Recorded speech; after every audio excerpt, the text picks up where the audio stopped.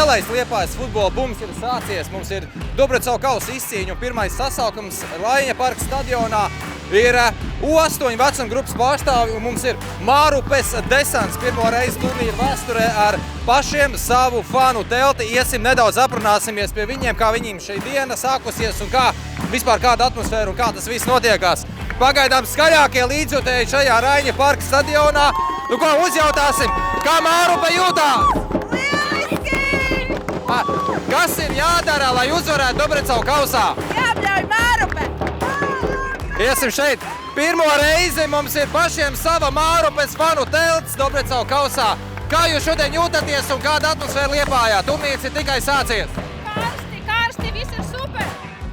Kas ir jādara arī jums? Tātad, kas ir jādara, lai uzvarētu Dobrecau kausā? Jāspēlē!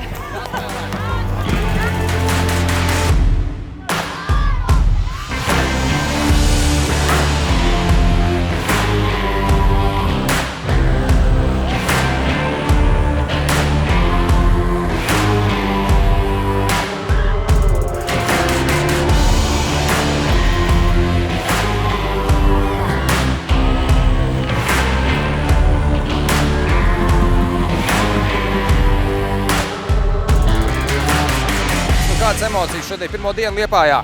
Lieliski cēlāmies ļoti agri, 6:30 tikāmies, 6:45 braucām ārā. Nogurums nav attaisnojums, agrie rīta netraucē, mēs mīlam Liepāju. Pirmā diena ir iesākusies lieliski, 2 spēles, 2 uzvaras, labs laiks. Vecāki mūs mīl, mēs mīlam viņus, viņi mūs atbalsta, viņi dzīvo ar mums kopā un jūs redzat Mārupē futbolu mīlu. Man liekas, ka viss ir kā parasti, bet tad, kad ir Dobrecaus, tad ir kaut kāda cita sajūta gaisā un atmosfēra lieliska, viss ir super.